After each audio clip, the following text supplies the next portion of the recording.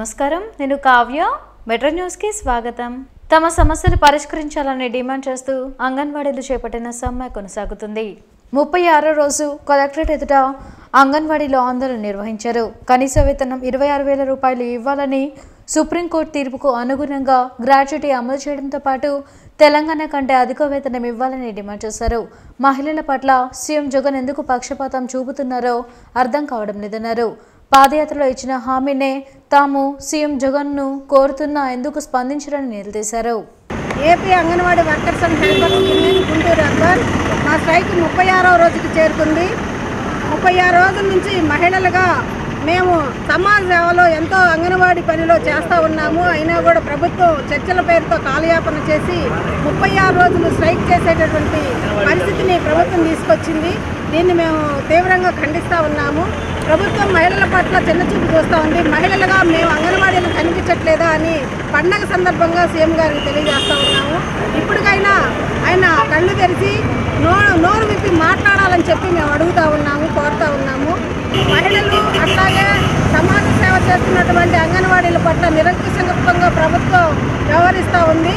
ఈ నిరంకుశత్వాన్ని విడనాడి అంగన్వాడీల పట్ల సానుకూలంగా, సానుభూతిపరంగా మాకు వేతనాలు పెంచాలని చెప్పి కోరుతా ఉన్నాము.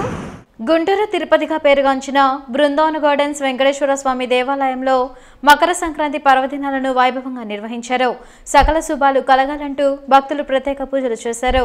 ఏడాది పొడవునా పంటల సాగుకు సహకరించిన పశువులను కనుమ నాడు పూజిస్తారని ఆలయ అర్చకులు మాధవాచార్యులు తెలిపారు. ఉత్తరాయణ పుణ్యకాలంలో శ్రీ మహావిష్ణువును దర్శించుకుంటే శుభాలు కలుగుతాయన్నారు. భోగి, సంక్రాంతి, కనుమ మన హైందవ సాంప్రదాయంలో పెద్ద పండుగ ఏమిటి అంటే సంక్రాంతి పండుగ. కాబట్టి అందరూ కూడా చాలా విశేషంగా జరుపుకునేటువంటి పండుగ.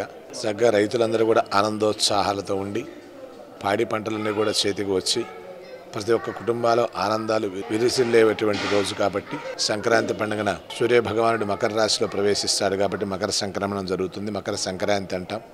కనుమ పండుగ అంటే అందరూ వేరే అర్థం చేసుకుంటుంటారు. కానీ వృషభరాజులందరికీ కూడా చక్కగా పశువులందరికీ కూడా పూజ చేసి సంవత్సరం వారికి కూడా కష్టపడి మనకి అన్నాహారాలని అందించేటువంటి పశువులన్నిటికి కూడా మనం పూజ చేసుకొని వాటిని కూడా చక్కగా సంరక్షించేటువంటి రోజు. కాబట్టి ప్రతి ఒక్కరికి కూడా వాటిని కూడా వాటి సేవ కూడా మనం చేసుకోవాల్సిన ఆవశ్యకత ఎంతో ఉంది. భగవంతుని సేవించినట్లయితే స్వామివారి యొక్క అనుగ్రహం అందరికి కూడా కనుమ పండుగ బాగా కలిసి వస్తుంది. కాబట్టి ఆ స్వామివారి యొక్క అనుగ్రహాన్ని కూడా పాత్ర కావాల్సిందిగా కోరుచున్నాం. భీమ్సేన సేవాదళ ఆధ్వర్యంలో వేముల రోహిత్ వర్ధంతి జరిగింది. లాడ్జ్ సెంటర్లోని అంబేద్కర్ విగ్రహం వద్ద రోహిత్ చిత్రపటానికి దళిత ప్రజా సంఘాల నేతలు పుష్పాంజలి ఘటించి నివాళులర్పించారు. నీలాంబరం, ముత్తయ్య, ప్రభుదాస్ తదితరులు పాల్గొన్నారు. స్వాతంత్రం వచ్చి 75 ఏళ్లు గడుస్తున్నా ఇంకా దేశంలో అంటరానితనం కొనసాగడం దుర్మార్గమన్నారు ప్రజా సంఘాల నేతలు.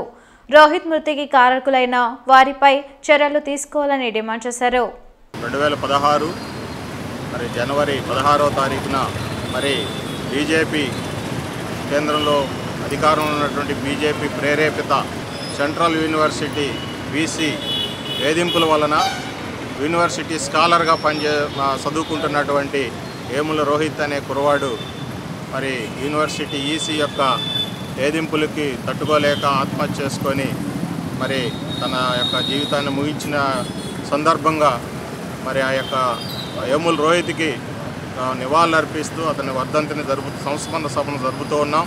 మనం స్వాతంత్ర్యం పొంది 76 సంవత్సరాలు అయిన సందర్భంలో కూడా ఈ దేశంలో అసమానతలు, కులతత్వము, అంటరానితనము, మతతత్వము మరి అనేక విధాలుగా పడగిప్పుతూ ఉంది. మరి ఆర్ఎస్ఎస్ భావజాలంతో పనిచేస్తున్నటువంటి బీజేపీ కానీ అగ్రకుల తత్వవాదులు కానీ ఈ యొక్క ప్రజలను ఎస్సీ, ఎస్టీ, బీసీ మైనార్టీలుగా ఉన్నటువంటి ప్రజలను చదువుకోనీయకుండా, అభివృద్ధి చెందనీయకుండా అడ్డుపడుతూ మా వర్గాల పిల్లల్ని చంపటము, ఆత్మహత్యలు చేసుకునేటట్టుగా మరి వేధింపులు గురి చేయటం అనేది మంచి విషయం కాదని తెలియజేస్తూ ఉన్నాం. సంక్రాంతి వేడుకలను పురస్కరించుకొని బ్రాడీపేటలో బొమ్మల కొలువును ఏర్పాటు చేశారు. ఏక వెంకటరామయ్య గత 40 ఏళ్లుగా ఏర్పాటు చేస్తున్న బొమ్మల కొలువు ఎంతగానో ఆకట్టుకుంటున్నాయి. సంక్రాంతి సందర్భంగా ప్రతి ఇంటా బొమ్మల కొలువును నిర్వహించే ఆనవాయితీను ప్రజలు మర్చిపోతున్నారు. తెలుగు సాంప్రదాయాలను తెలియజేస్తూ ప్రతి సంవత్సరం బొమ్మల కొలువును నిర్వహిస్తున్నట్లు నిర్వాహకులు తెలిపారు. బ్రాడీపేట 2/7లోని ఈ బొమ్మల కొలువును ప్రతి ఒక్కరూ సందర్శించాలని కోరారు.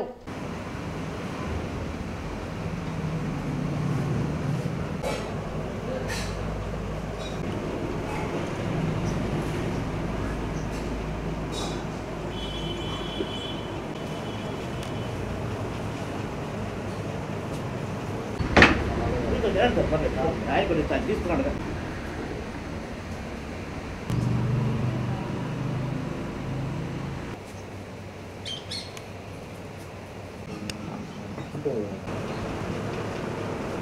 ఈ వార్తలు ఇంతటితో సమాప్తం. నమస్కారం.